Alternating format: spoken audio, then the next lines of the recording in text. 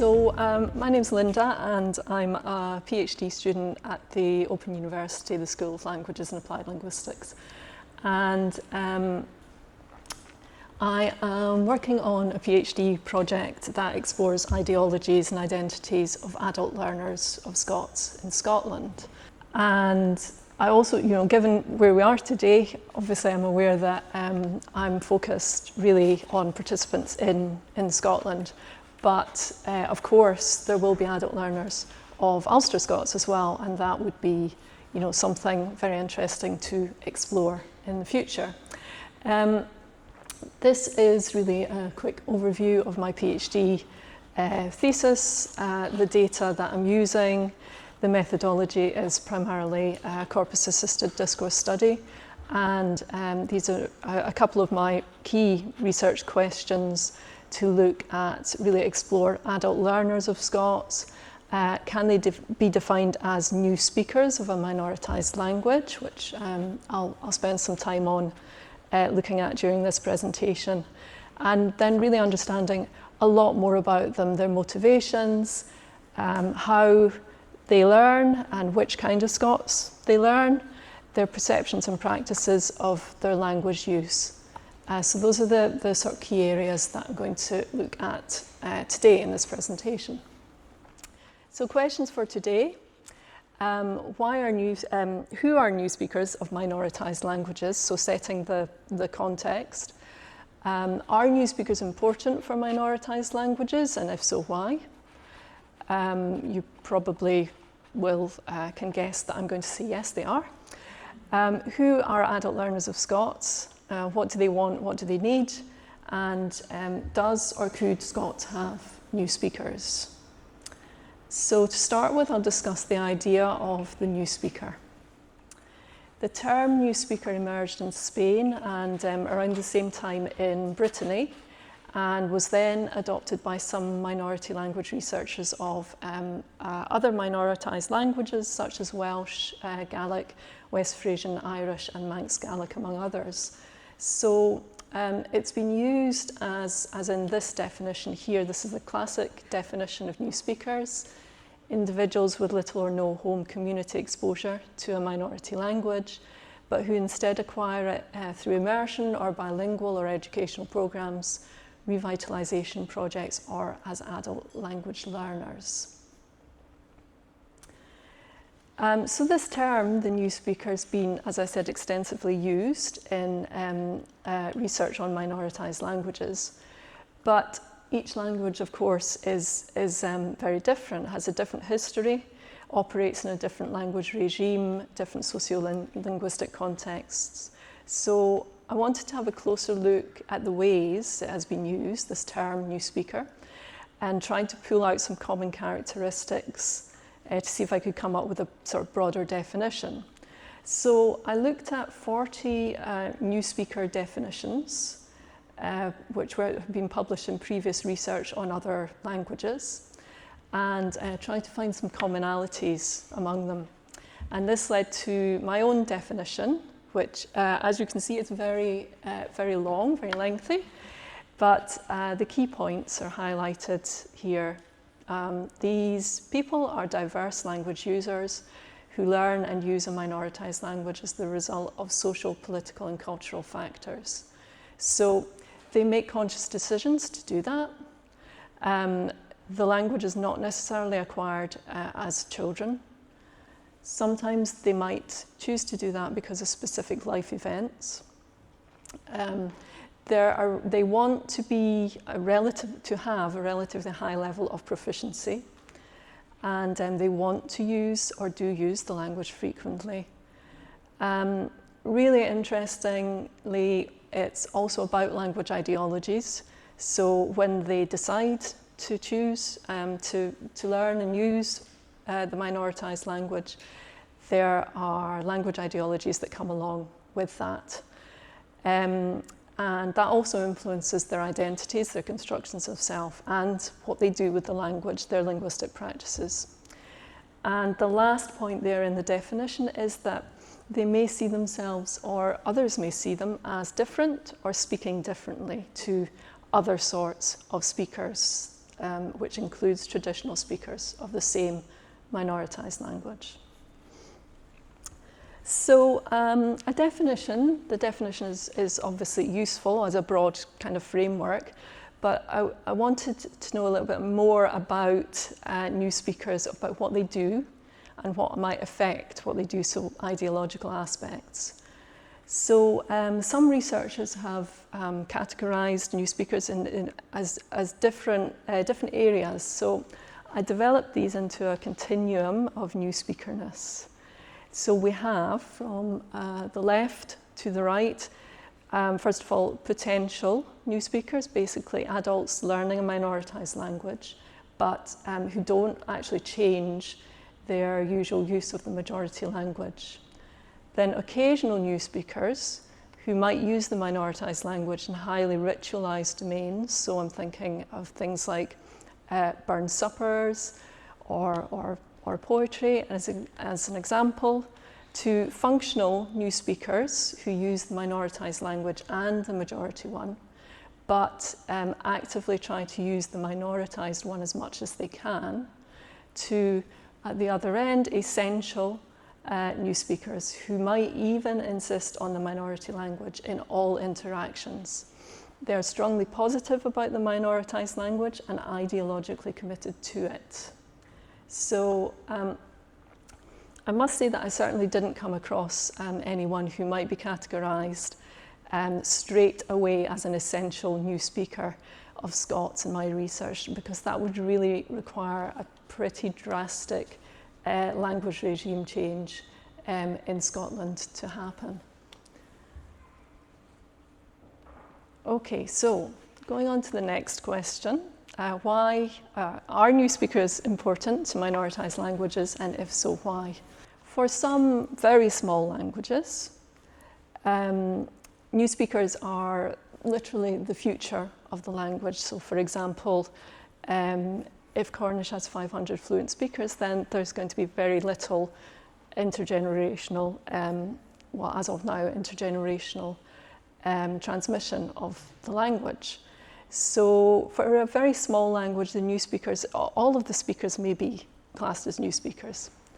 However, of course, that's not the case for Scots. But researchers in other languages which are not extremely endangered have also found that new speakers can be involved in revitalisation. They're very positive about the language, and they staunchly defend their choice to and their right to learn and use the language. So there's potentially a small army of supporters of Scots out there in the shape of new speakers. So they could be important. Okay.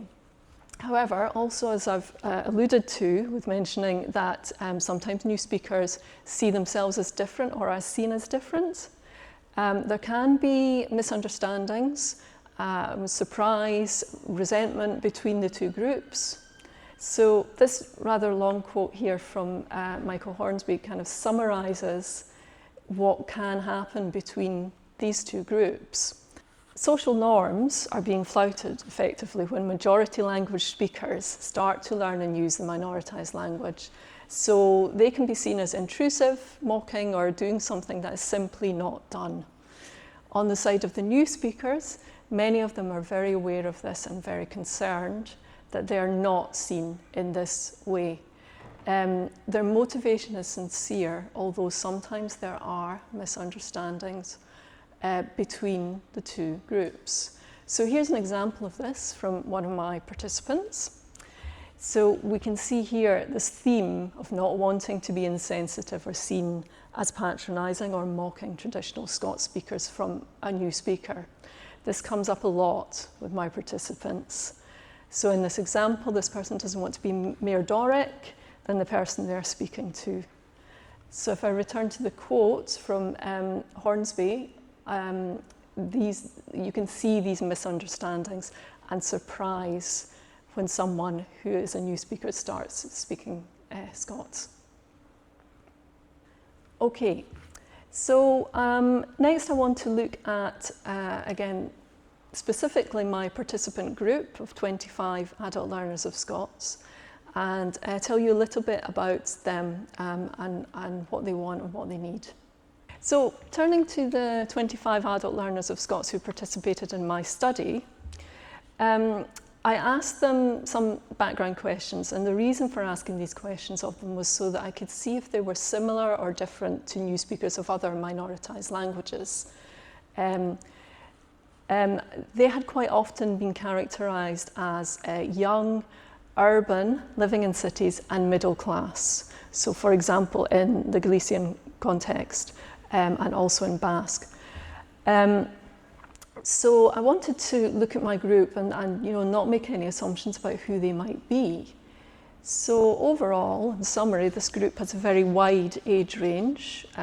Interestingly, just over 60% of them had been born outside Scotland and had moved there as adults. They're relatively highly educated and work in, for example, education, or students, or work in other professions. They live in urban and rural locations across Scotland. Most of them have English as a first language, and they tend to be interested in learning languages in general and learning about languages. So that's just some background about the profile of them. I asked my participant group how often they use Scots, and 64% of them said that they do every day, while about a third tend to use it less often, but still a few times a week. So here are some examples from my participants. They vary in how often they use Scots, depending on what they're doing. So, for example, the participant on the left there, Paul, speaks and listens much more often than reading and writing. While Susan rarely speaks Scots, but reads and writes it.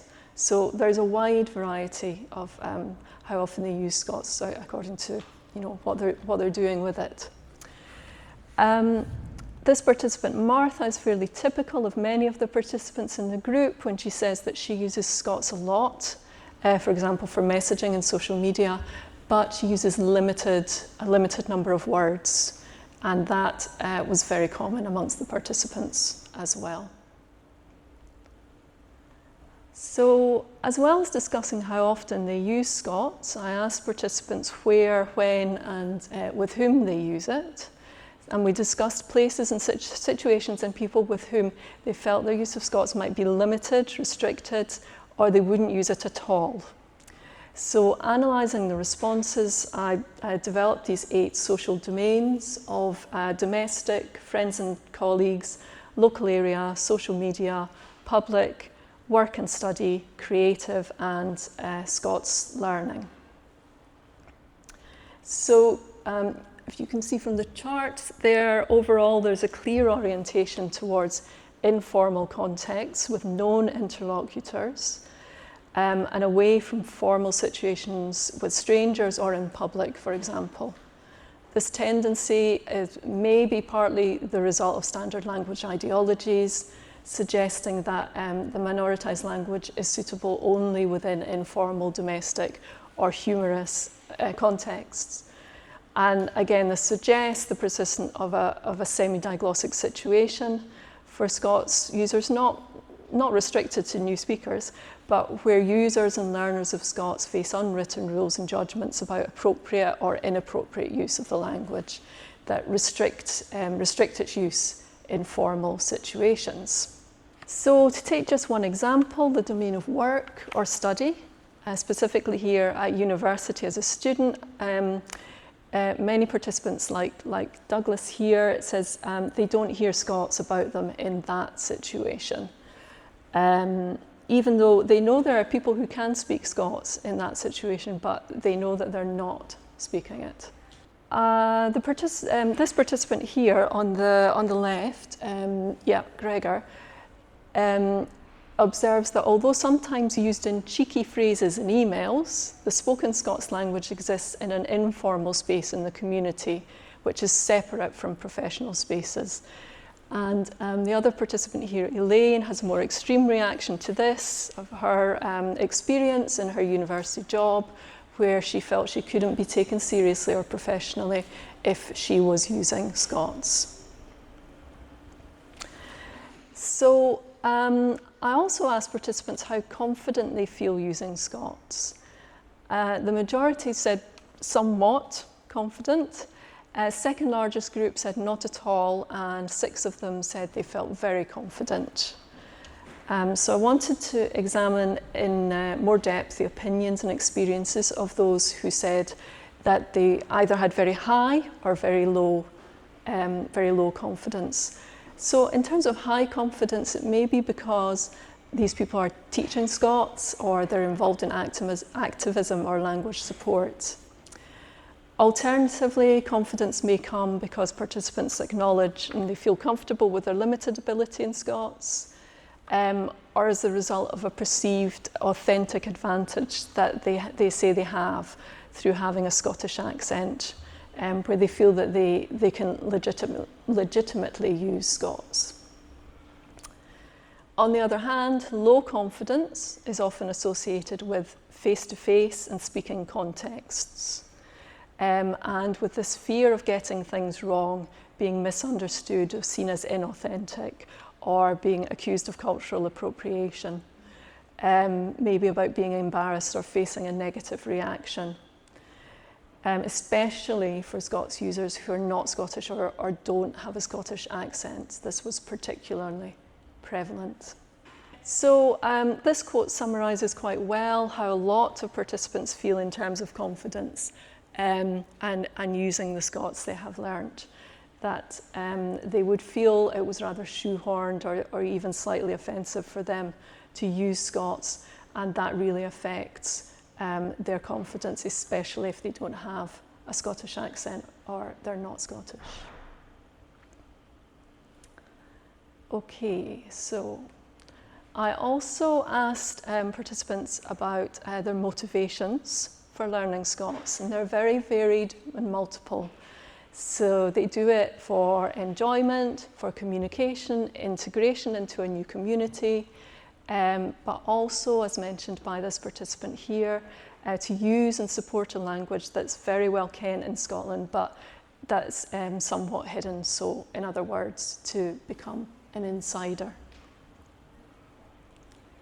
For some participants who are Scottish, who have links to Scotland, their motivation is to do with heritage and identity. And then for some, the motivation is about supporting and revitalising Scots, even if they don't feel they can be directly involved in that themselves because they're seen as outsiders.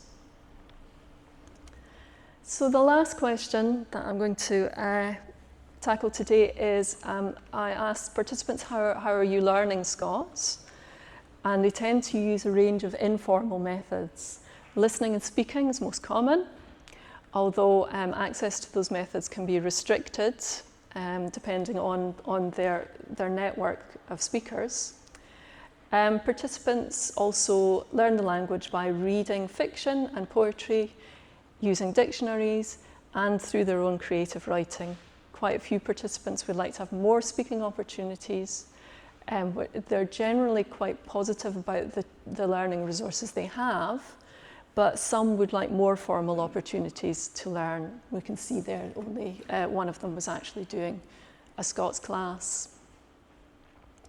So I'm just going to, Dawn's just told me I've got 1 minute left, so I'm going to just click over this, what Scots are you learning?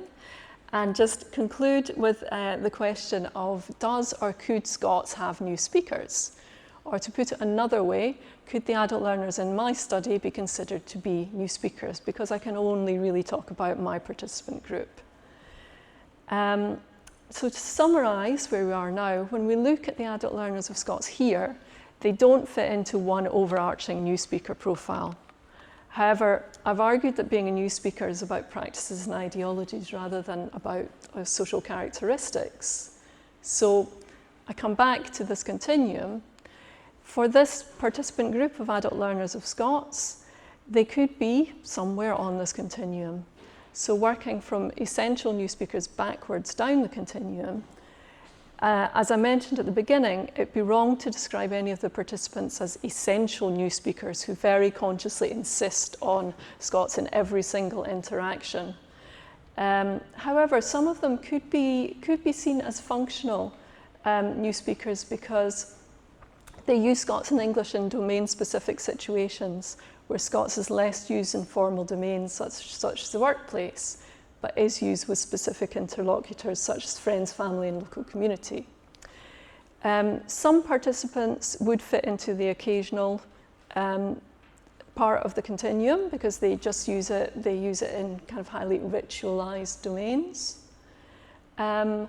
And then the potential new speakers, who are described as being able to interact in communicative encounters in which both languages are present, many of them would fit under that part of the continuum.